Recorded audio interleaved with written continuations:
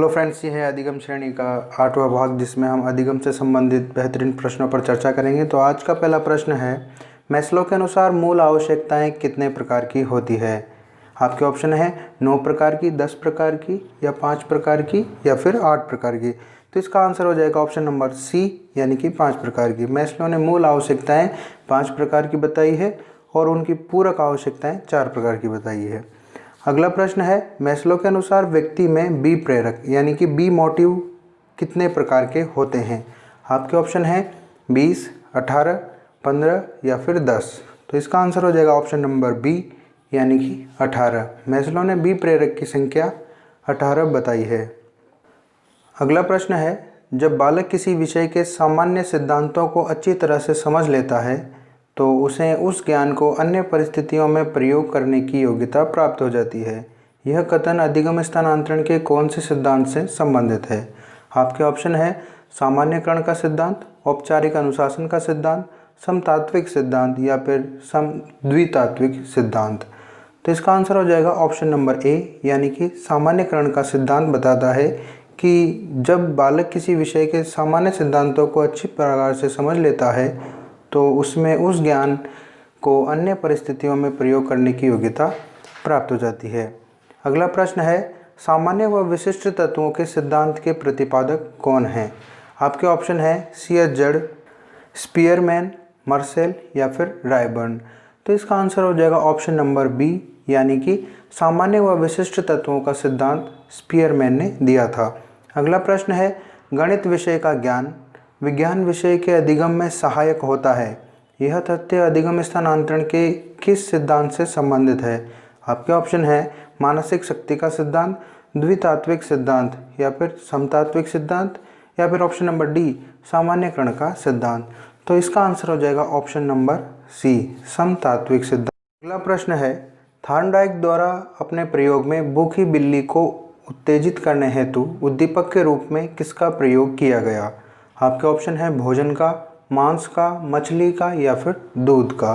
तो इसका आंसर हो जाएगा ऑप्शन नंबर सी, यानी कि थॉर्नडाइक ने भूखी बिल्ली को उत्तेजित करने के लिए उद्दीपक के रूप में मछली का प्रयोग किया था।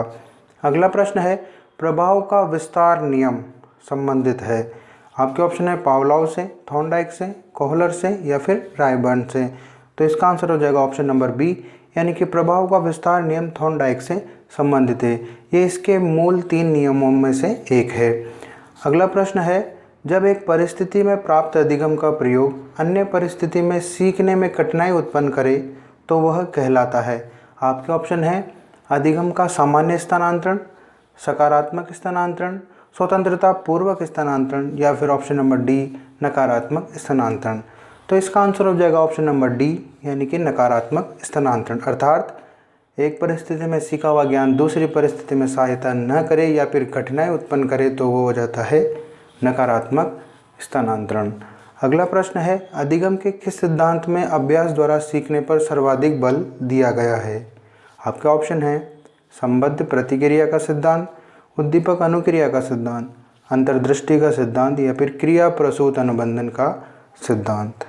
तो इसका आंसर हो जाएगा ऑप्शन नंबर बी, यानी कि उद्दीपक अनुक्रिया सिद्धांत अधिगम में यानी कि अभ्यास द्वारा सीखने पर सर्वाधिक बल देता है। अगला प्रश्न है, किस मनोवैज्ञानिक ने अपने अधिगम के सिद्धांत में पुनर्बलन पर सबसे पहले बल दिया था। आपके ऑप्शन है कर्ट लेविन ने, स्किनर ने, हल ने या फिर कोहलर ने। तो इसका आंसर हो जाएगा ऑप्शन नंबर बी, यानी कि स्किनर ने पुनर्बलन पर सबसे पहले बल दिया था। साथ ही ये भी याद रखना है कि हल ने भी अपने सिद्धांत जो पुनर्बलन का सिद्धांत दिया था उसमें भी हल ने भी पुनर्बलन पर बल दिया था।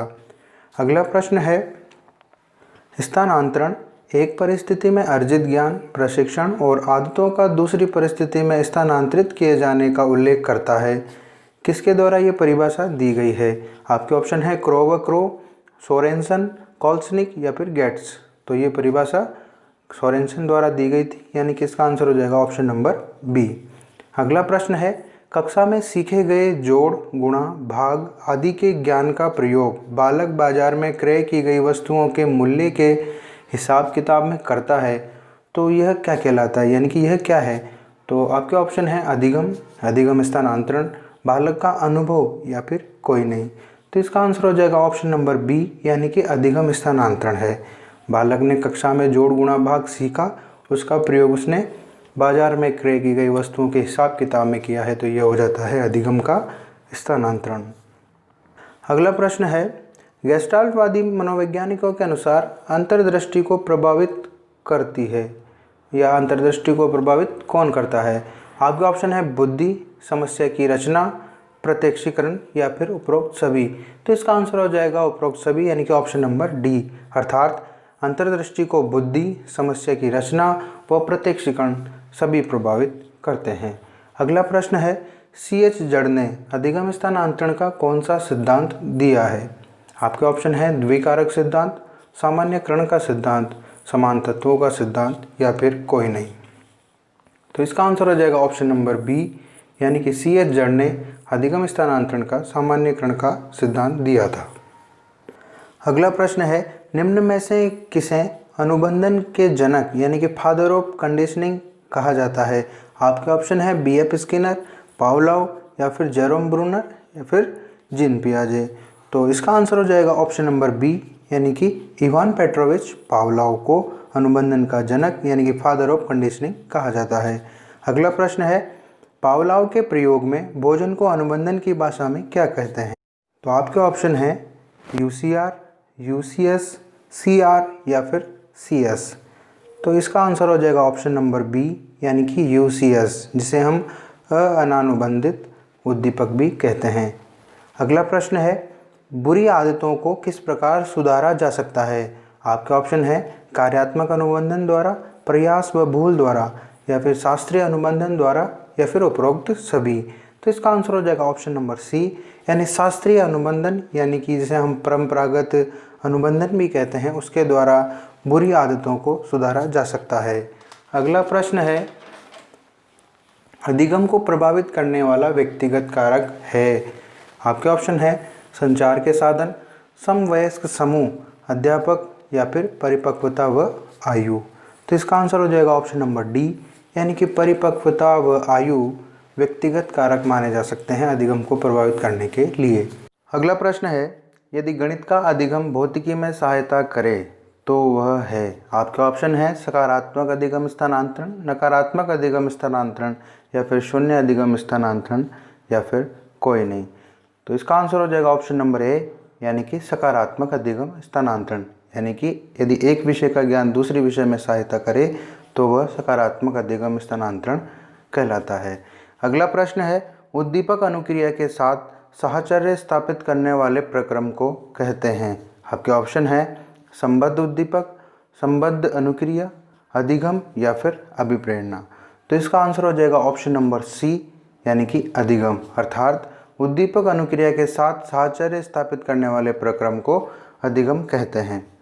अगला प्रश्न है, कबीर के दोहे याद करने पर रहीम के दोहे याद करने की शक्ति में सुधार न होना कहलाता है? आपके ऑप्शन है सकारात्मक अधिगम स्थानांतरण, नकारात्मक अधिगम स्थानांतरण, शून्य अधिगम स्थानांतरण या फिर कोई नहीं। तो इसका आंसर हो जाएगा ऑप्शन नंबर सी यानी कि शून्य अधिगम स्थानांतरण, अर्थात एक विषय का ज्ञान दूसरे विषय में कोई मदद या कोई सहायता नहीं करता है तो वह शून्य अधिगम स्थानांतरण कहलाता है। अगला प्रश्न है, व्यवहारवाद के जन्मदाता कौन हैं? तो आपके ऑप्शन हैं विलियम मैकडूगल, जेबी वॉटसन, विलियम वुडवर्थ या फिर क्रो। तो इसका आंसर हो जाएगा ऑप्शन नंबर बी यानी कि जेबी वॉटसन व्यवहारवाद के जन्मदाता हैं। अगला प्रश्न है, व्यवहार शब्द का सर्वप्रथम प्रयोग किसने किया है? आपके ऑप्शन है विलियम मैकडूगल, जेबी वॉटसन, विलियम वुडवर्थ या फिर क्रो। तो इसका आंसर हो जाएगा ऑप्शन नंबर ए यानी कि विलियम मैकडूगल ने।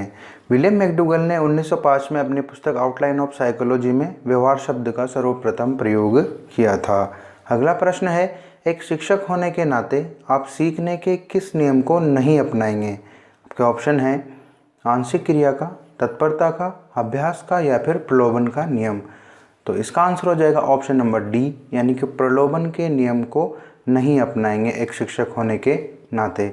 अगला प्रश्न है, एक बच्चा अतीत की समान परिस्थितियों में की गई अनुक्रियाओं के आधार पर नई स्थिति के प्रति अनुक्रिया करता है तो वह है?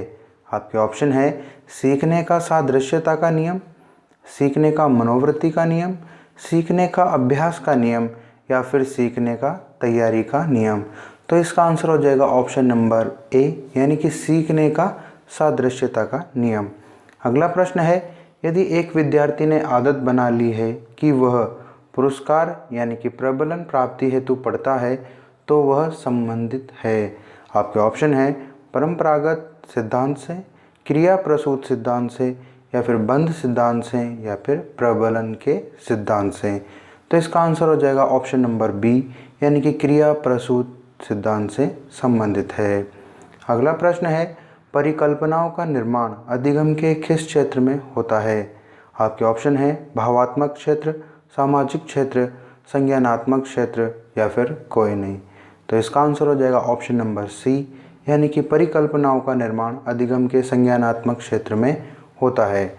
अगला प्रश्न है जैविकीय अनुबंधन का सिद्धांत किस मनोवैज्ञानिक ने दिया है। आपके ऑप्शन है पावलोव ने, स्किनर ने, सी.एल. हल ने या फिर सी.एच. जड़ ने। तो इसका आंसर हो जाएगा ऑप्शन नंबर सी यानी कि सी.एल. हल अर्थात क्लार्क एल हल ने जैविकीय अनुबंधन का सिद्धांत दिया था।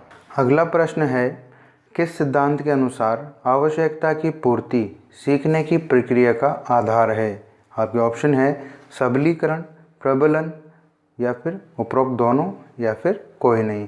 तो इसका आंसर हो जाएगा ऑप्शन नंबर सी यानी कि उपरोक्त दोनों ही सीखने की प्रक्रिया का आधार है यानी कि आवश्यकता की पूर्ति हेतु वो सबलीकरण व प्रबलन दोनों ही आधार माने जा सकते हैं।